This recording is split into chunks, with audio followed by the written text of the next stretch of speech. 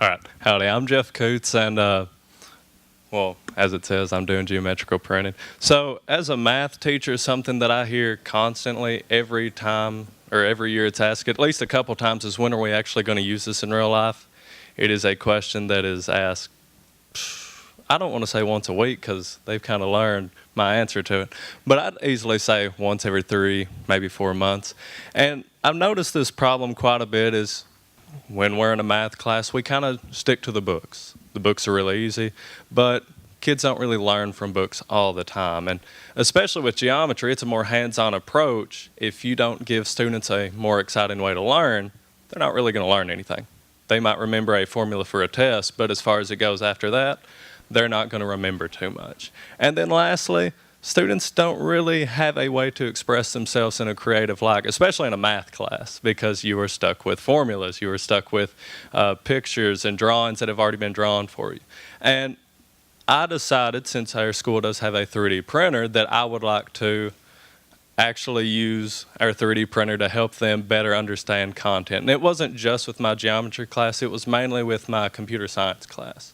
So this is the first year that I'm teaching computer science, but I think it's been really fun. And as you can see from what I've passed around, those are a couple models that I'll talk about here in a little bit. Really, I just wanted to enhance student learning. That was the biggest thing, because I want my students not to just understand math for a couple days. I actually want them to enjoy math, and I want them to continually grow in their understanding of math. And in some cases, I felt like it has worked pretty well, and in other cases, not all kids like math, and I understand that. But this has helped me grow in a lot because it's opened my eyes to how all students are really different.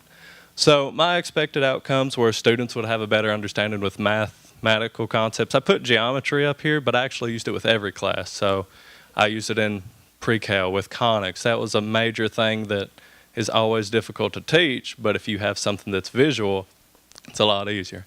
And also I wanted to improve my students' artistic abilities, especially with 3D printing. It's not something that most schools teach. It's not something that a lot of schools actually have, but it is something that is kind of growing with jobs in later future when they start thinking of careers. So the benefits that I've found is students actually can improve designs that they've made and then improve throughout the year. There is a green one that I've passed around. That's my classroom. It is identical to it. They used a scale model to it. I should have put a picture of it on here, but I did not, and that was my bad. It has my chair in the middle. It has my room exactly as is. It even has my 3D printer. The amount of detail that my students have put into it have just surpassed how much I expected them from.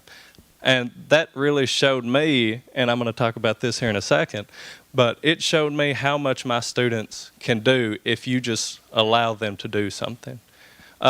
This right here is from a video game. I had a student this year. It's been my first time having him in class. I had him previously for an online class, and every time I would see him, he'd always try to put his head down.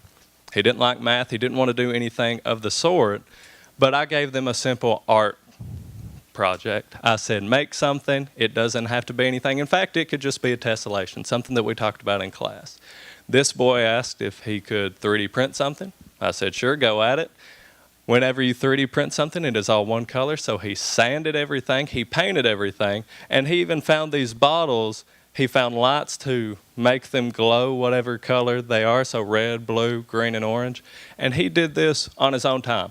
Had he done a tessellation, he would have got his full points. But he chose to go out of his way, and he chose to make something that meant something to him. And that's really what helped me with this whole thing that KVEC has given me the opportunity for, is seeing how all students are different. Sure, maybe he's not the best in math, but there's other things that he cares about. And when you give them the opportunity to show what they care about, they're going to learn a lot more than if you just say, let's turn to page 682, do those problems. And this has been just huge for me, is seeing how much students have really benefited from 3D printing.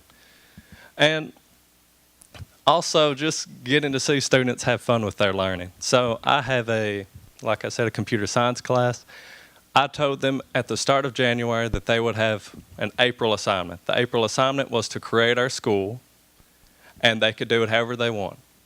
I did not give them any specifications. I just said at the end of April, I would give you a grade based off from if it looks like our school or not.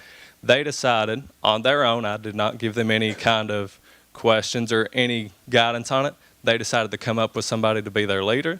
They decided to go out and find every classroom and find every measurement of every classroom and then use scale models. And the best part about this is, one, most of my students are ninth grade. They haven't had geometry yet, so really they haven't talked too much about scale modeling, at least in my classes, because all they've had is Algebra 1. So the fact that they're already learning things on their own without me having to tell them anything shows them a lot. Now, I have guided them along the way to help them make sure they're doing it and they're keeping focused. But the fact that my students have chose to do this is just awesome.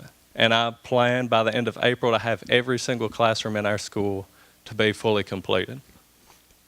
Now, you've seen a couple of the designs. Somebody even made Kentucky. They made the word Kentucky out of smaller Kentuckys and UK because they liked UK. And I thought that was awesome. And really, it was all because of Tinkercad. So Tinkercad's just an online application that allows them to create this. And it doesn't matter if you have a Mac or if you have a Chromebook or anything. Anything that can get onto the internet can use this, and that really helped all of my students, no matter where they were at. If they had free time, they could work on it.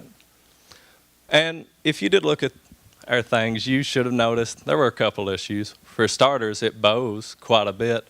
That's because of the extruder that we have on it. We've had it for 2 years now. It's kind of starting to mess up, as well as the plate that it prints on. If it has any kind of issues or defects, it starts to mess up. Now, had it not, they would have been completely flat. They would have looked like classrooms 100%, and it would be awesome. But we're using what we have, and my students are showing that no matter what you have, they can make something great out of it. So these are just a couple of opinions that I asked my computer science class, and they all had relatively positive comments about it. They all enjoyed to do it, and I've been super glad to give them the opportunity to do it. Is there any questions? Sounds good. Thanks.